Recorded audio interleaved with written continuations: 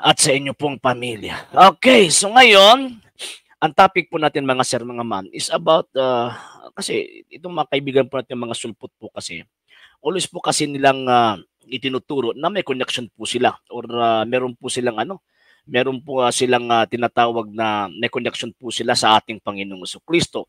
So kung meron po silang connection sa ating Panginoong Jesucristo, so ibig pong sabihin po mga sir, mga ma'am, is itong mga pastor protestante naniniwala na ang Panginoong Jesucristo isang pastor protestante. Kasi itong mga pastor protestante po ngayon, protestante po sila by name and by nature. Bakit? Kasi kinakalaban po nila yung Iglesia Katolika Apostolika Romana. Bakit po? Kasi sinusunod po nila yung katuruan ng ating Panginoong Jesucristo. So ano po ba yung ginawa o ginagawa ng ating Panginoong Jesucristo? Totoo po ba na ang Panginoong Jesucristo ay isang pastor protestante? So ang sagot po natin, hindi po. Bakit po? Kasi ang pastor protestante po kasi, ang origin po nila galing po kay Martin Luther. So lahat po ng mga pastoy at ministro po ngayon na kumukontra sa Santa Iglesia Katolika Apostolika Romana, ano po sila? Galing po sila kay Martin Luther. So sa makatwid, itong mga sektang ito walang koneksyon sa ating Panginoong Jesucristo. Sir Jico Dorvida, yes sir, good evening. Sir Oliver Valera, unsa petsa. Actually sir, nagulat pa ko para schedule po dito sir. Pero October, possible na dyan po tayo sa kamigin Sir Oliver. Okay, Sir De Gracia Richard, 10% manggod giapas ana sir mo ng mga taki maulagi. Sir Samatamosa, yes sir, good evening. Sir Henry Inot, yes sir, good evening po. Sir Jerome Lokite, good evening. Sir Jeric 5, nganong si Bacalaris mulimod man gyud daw ang tao bata. Hindi na na sila pugson kay mo maganda ilang pagtuo nga ang tawag ini mga bata dili tao. So ambot sa klaseng hayupan na para sa ilaha. Okay, sige. Proceed po tayo. So, ang pastor protestante is nag-umpisa lang po sila sa mga gawain po nila. Ang origin po ay si Martin Luther. So si Martin Luther, isa pong paring Katoliko, and at the same time, ayun, hindi po niya nagustuhan. Yung, actually, meron din po mga abuso po kasi noon eh. Pero ang problema, dinadamay po ni Martin Luther yung tinatawag na itong pananampalatayang Katolika. So, kaya nga po, ayun, nagprotesta po siya, umalis po siya. Yun, inasawa pa niya yung tinatawag na madre at ang dami-dami po niya mga writings against sa simbahang Katolika. And yung mga tagasunod po niya, hindi po sila magkakaintindihan. Ayun, umalis po sa kanya. Iniwan po si Martin Luther, nagtatag din po ng mga sarili-sarili po nilang tinatawag na mga sekta. So from 15th century, 1517, 16, 17, 18, 19, ngayon from the mainland Protestants, from the itong mga talagang mga protestante na mga grupo, yun nagsilabasan yung tinatawag na mga fundamentalist, no? Itong mga fundamentalist kasi ito kay Kibuloy, itong Foursquare Gospel, itong Kamakop, kay Soriano, itong kay Manalo, they are all fundamentalist. Bakit po? Kasi yung mga sekta po nila na itatag po nang dahil po sa mga sekta din pong umalis sa Iglesia Katolika Apostolika Romana. Yan po mga sir. And yun, kung sasabihin po nila ng ating Panginoong Jesucristo ay tinatawag na isang pastor protestante, ay parang iniinsulto po nila ang Diyos na gumawa po sa kasaysayan. Ang Diyos po ang may ang Diyos po ang may kalooban na meron pong tinatawag na kasaysayan. So sa makatwid, kung ang kasaysayan ay nagsisinungaling, so ibig sabihin, pinapahintulutan ng Panginoong Diyos na ang mga tao ay hindi makasusumpong ng katotohanan. Bakit? Kasi yung kasaysayang nakasulat ay hindi po pala totoo. Diba? So ibig sabihin, ang Panginoong Diyos ay talagang magiging sinungaling. Bakit po? Kasi according sa banal na kasulatan, ang Panginoong Diyos, siya po yung nagtuturo sa atin ng tinatawag na kasaysayan. So kung sasabihin po nila na ang ating Panginoong Jesucristo, pastor protestante, so ang mangyayari po dyan, ibig sabihin pala na under po siya o subject po siya kay Martin Luther. Kasi ang father of Protestants, hindi po ang Panginoong Jesucristo eh. Ang father of Protestantism, si Martin Luther. Hindi po ang Panginoong Jesucristo. Ang founder of Protestantism, si Martin Luther. Hindi po ang ating Panginoong Jesucristo. So, kung totoo na ang Panginoong Jesucristo ay isang pastor protestante, so ang mangyayari po dyan, subject po siya kay Martin Luther. Di ba? Katawa-tawa, di ba? Kung ganyan po yung paniniwala at pag-iisip po natin, katawa-tawa po yan. So kung meron po tayong inaaniban, pagkatapos ayon, kumikilala kay Martin Luther na kanilang ama, pagkatapos inaangkin ng ating Panginoong Jesucristo na kasama po nila, so ibig sabihin, under po ang Panginoong Jesucristo doon kay Martin Luther. Yan po mga sir. Then, pangalawa po, mga sir, ang mga pastor protestante, meron po silang imbentong turo na hindi po itinuro ng ating Panginoong Jesucristo at ng mga apostol. Ano po yung imbentong turo ng mga protestante? Ang imbentong turo ng mga protestante yung sola fide, faith alone. Wala po yan sa Biblia eh. Hindi po itinuro ng Panginoong Jesucristo na sola fide tayo. Wala din pong itinuro ang mga apostol na sola fide tayo. Eh bakit? Kasi itong tinatawag na faith, dapat buhay ito. Kasi kung sola fide, ibig sabihin, faith alone lang tayo, wala na po tayo, hindi na po tayo gagawa.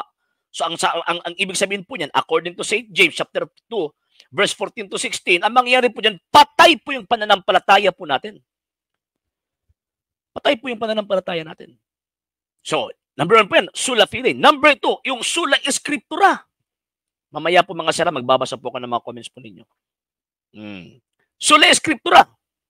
Imbento po yan ni Martin Luther na sinusunod ng mga kaibigan nating mga sulpot.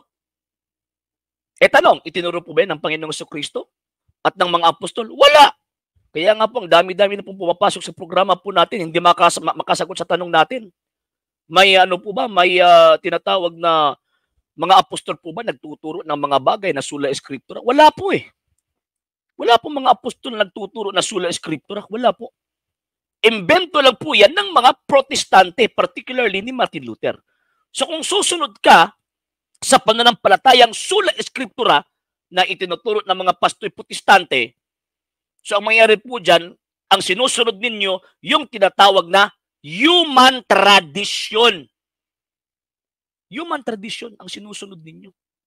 Hindi po yung tinatawag na katuruan ng ating Panginoong Jesucristo. Hindi po. Hindi po katuruan ng Panginoong Jesucristo. Okay. So, yun po. Titingnan po natin mga sir ha. Kasi may gusto po kasi kung makita eh. Okay. Sige po. Yan po mga sir. Nandito naman si Mr. Bagbag Lusa. Ang inaanibang sekta, tatag ng Amerikano.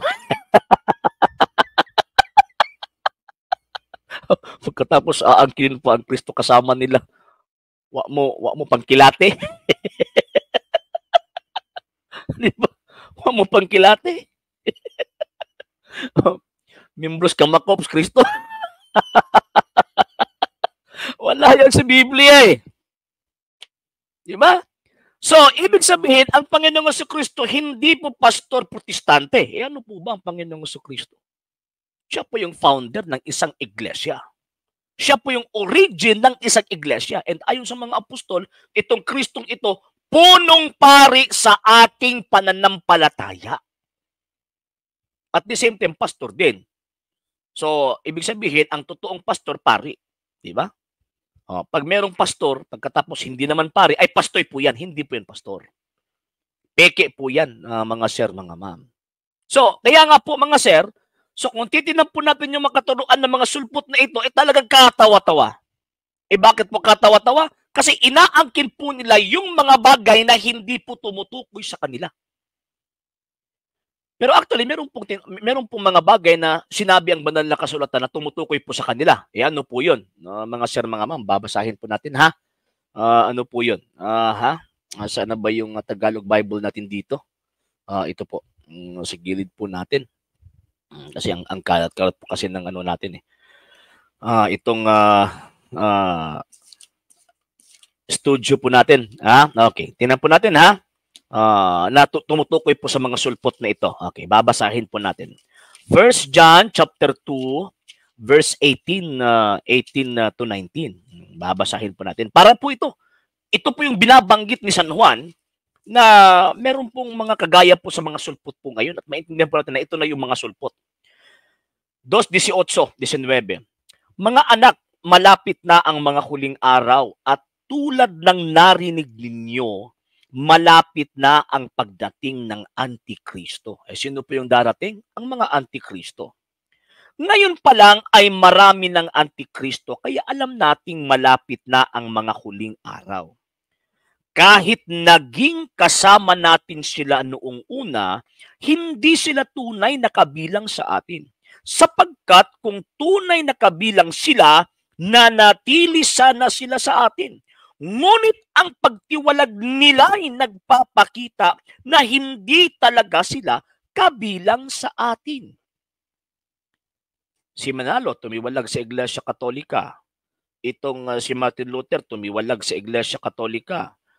Itong origin ng mga Protestante, itong tinatawag na Seventh-day Adventist, itong Saksi ni Jehovah, Foursquare Gospel Church, Kamakop, they are all product by Martin Luther na tumiwalag sa Iglesia Katolika. So sa makatwid, ito palang iglesyang inaaniban ni San Juan, existido na po sa panahon po niya at ito yung sinabihan ng Panginoon Jesucristo na even the gates of hell shall not prevail against it. So, hindi po niya pinangalanan po ito kasi kung papangangalanan po niya, aangkinin po nila itong mga sulpot na ito. Di ba? Inangkin na nga ngayon na hindi po binanggit yung explicit name ng iglesia pong ito. How much more kung babanggitin yung name ng iglesia pong ito? So, ang mangyayari po dyan, iisang pangalan, iba't ibang mga pananampalataya. So, kontra po ito sa kalooban ng Panginoong Jesucristo na one faith, one Lord, one baptism. Di ba? So, ang mga sulpot, meron pong susulpot at ang tinatawag po ito ni San Juan na mga Antikristo. Titiwalag po sila sa atin. At ano ang gagawin po nila? Ito po. Romans chapter 16 verse 17. Babasahin po natin mga sir ha. Okay. Roma 16:17. Hindi po ito America 16:17 or Pilipinas 16:17.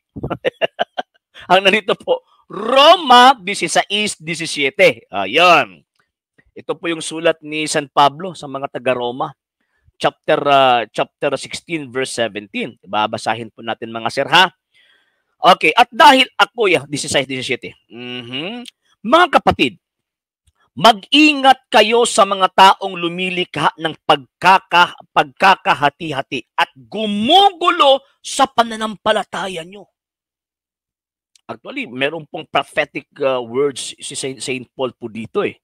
Bakit po? Kasi alam po niya na meron pong mga taong darating na hahati-hatiin po tayo. Di ba? Ang Kristyanismo dumating po sa Pilipinas noong 1521. Dumating ang Protestantismo sa Pilipinas noong 19th century. Ang ginagawa ng mga Protestante, yun, hati-hati, i-divide po niya, yung tinatawag na yung pananampalatayang itinatag po rito, dinala po rito ng mga Espanyol, na galing doon sa Espanya, na galing sa Roma, na galing sa Jerusalem. So tama po ang sinabi ni San Pablo. Nasabi dito, mga kapatid, mag-ingat kayo sa mga taong lumilika ng pagkakahati-hati at gumugulo sa pananampalataya nyo. So itong mga sulpot na ito, nasabi ni San Pablo na mag-ingat kayo, ang gagawin ito maliban sa pagkakahati-hati. Ang gagawin po nila, guguluhin po nila yung pananampalataya po natin. And syempre, according to St. Peter, pupuntahan po nila yung mga inosente. Diba? Okay, ngayon, sabi dito, nangangaral sila laban sa mga aral na natanggap ninyo sa amin. Hindi po sinabi dito na nangangaral sila laban sa mga nabasan yung natanggap yung sulat galing sa amin. Hindi. Ibig sabihin, merong oral teachings na galing sa tinatawag na teacher. Hindi po galing sa libro. Teacher talaga na magtuturo. So sabi ni Saint Paul, nangangaral sila laban sa mga aral na natanggap ninyo sa amin. Kaya iwasan ninyo sila, sabi ni San Pablo. Ang mga taong ganyan ay hindi naglilingkod sa Panginoong Kristo, kundi ang sarili nilang hangarin ang kanilang sinusunod. Sa ibang version ng banal na kasulatan, sinusunod po nila ang kanilang mga sariling mga tiyan. Bakit? Ano po yung rason? Bakit ng mga sarili po nilang mga hangarin ang ginagawa po nila, mga sir, mga ma'am? Ito ha. 2 Peter chapter 2. Babasahin po natin ha. Chapter 2 verse 1 to 4. Ngunit nagkaroon din ng mga huwad na propeta sa mga mamamayan ng Israel noong araw. At ganito rin ang mangyayari sa inyo. Magkakaroon ng mga huwad na guro sa inyo at palihim nilang ituturo ang mga aral na makakasira sa pananampalataya nyo. Itatakwil nila ang maging Panginoon na tumubo sa kanila. Tanong, ito ba mga sulpot niya, itinatakwil ba nila yung Panginoon sa kanila? Yes. Bakit po? Kasi instead of mananatili po sila sa iglesyang tatag ng ating Panginoong Kristo, doon po sila sumusunod sa mga tao nagtatatag po ng mga sarili po ng sekta na kompetensya at kakontra ng ating Panginoong Kristo. Kaya nga po, sabi ni San Pedro, ang itatakwil po nila ang ating Panginoong Kristo, tumubos po sa kanila. Kaya biglang darating sa kanila ang kapahamakan.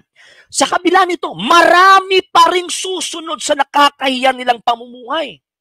Bakit po nakakahiya? Kasi ang mga itinuturo po nila kontra sa ating Panginoong Kristo. Ano po yung ibang nakakahiyang bagay na sabi ni San Pedro na nakakahiyang pamumuhay? At dahil sa kanila, malalapastangan ng katotohanan na sinusunod natin. Dahil sa kasakiman, lilinlangin nila kayo sa pamamagitan ng matatamis na salita para kuwartahan kayo. Bakit kakwartahan? Diyan po kasi sila nabubuhay. Kapag maliit po yung membro, ayun, walang kakainin si Pastoy. Walang ibibili ng make-up ang asawa ni Pastoy. Diba? Walang perang gagamitin para mapag-aral yung mga anak ni Pastoy. Yung mga abuloy nila sa kanilang pagsamba. Sa araw po ng kanilang pagsamba, ilalagay doon sa Bisaya, sa Tagalog yung sibot. Ilalagay doon sa lalagyan ng pera. Pagkatapos after on that, yun, bibilangin po yan, din ipapasok doon sa bulsa ni Pastoy. Itong mga nandito, mag-isip po kayo. Ito dito si Mr. Lusa, mag-isip po kayo. Yung Pastoy po niyo, sigurado po yan. Yung pera na ilalagay po niya para sa simbahan ko, no? Para sa inyong bahay sambahan, doon yan po papunta sa bulsa ni Pastoy. Kung merong make-up ang misis ni Pastoy dahil po yan sa mga pera po ninyo. Di ba? So yan po mga sir, mga ma'am, dapat magbantay po tayo. So ibig sabihin, ito mga ginagawa ng mga pastoy niyan, hindi po yan gawain ng ating Panginoong Kristo. Bakit po? Kasi itong mga pastoy protestante po ngayon, mga sulpot po ito. Again, wala po itong kinalaman. Ang Panginoong Kristo, wala pong kinalaman po sa kanila. Bakit? Kasi nagtatagpo sila ng mga sarili po nilang mga sekta. Prueba po dyan yung pagpaparehistro po nila sa kanilang mga sariling sekta. So, ibig sabihin, hindi po sila sakop o hindi po sila belong doon sa kay Panginoong Kristo. Bakit? Kasi nagpaparehistro po sa mga sarili po nilang mga sekta. Then doon sa registration papers, sila po yung mga founders. Sila po yung mga may-ari. Kung totoo na sila yung kay Panginoong Kristo, bakit may paparehistro ang isang bagay o ang isang organisasyon na hindi sa'yo? Pagkatapos ilalagay pa doon na nakapangalan pa yung sektang niyan sa'yo. Di ba? So kaya nga mag-isip po tayo mga sir, mga ma'am.